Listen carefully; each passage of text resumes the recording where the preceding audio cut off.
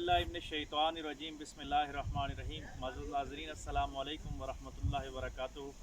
अल्लाह तबारक व तआला ने कुरान मजीद में इरशाद फरमाया है कि ज़मीन में चलो फिरो और लोगों की आक़िबत देखो कि आपसे पहले जो कौमें गुज़री हैं उनका क्या हाल हुआ है।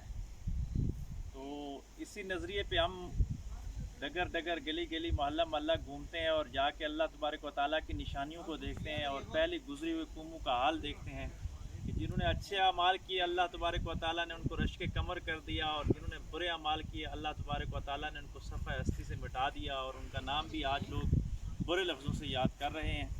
आज हम अपने बहुत ही प्यारे दोस्त हसन भाई के फार्म हाउस पे आए हैं, जो ये मोटरवे चक्री इंटरचेंज के साथ दुल्ला गाँव है, इसके ऊपर ये अगर दिखा सकें तो पूरा सिंधी तर्ज पे बनाया गया है।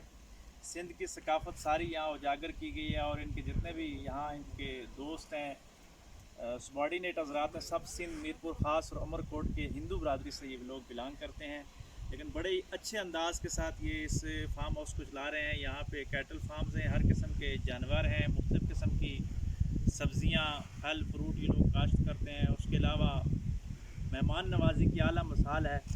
और मैं समझता हूँ कि पाकिस्तान के लोग अगर इस तरह मेहनत करते हैं और ज़मीन को अच्छे तरीके से आबाद करते हैं, ज़मीन का जो असल हक़ है ये इसकी क़यामत के दिन हमसे इसके हवाले से पूछा जाएगा कि हमने आपको जो ज़मीन दी थी इसका क्या आपने इसको किस मसरफ़ पे ख़र्च किया है, क्या इस पे आपने लगाया है। तो ज़मीन को अगर अच्छे तरीके से काश्त करें, ज़मीन से अगर आप जानवरों को पालें, ज़मीन से अगर आप माल मवेशी पालें, ज़मीन से अगर आप फल फ्रूट सब्ज़ियाँ उगाएं और इस पाकिस्तान की खिदमत करें, क्योंकि पाकिस्तान ज़री मुल्क है और ये उसी सूरत में तरक्की कर सकता है कि हम इसकी ज़मीन का सही मानों में इस्तेमाल करें।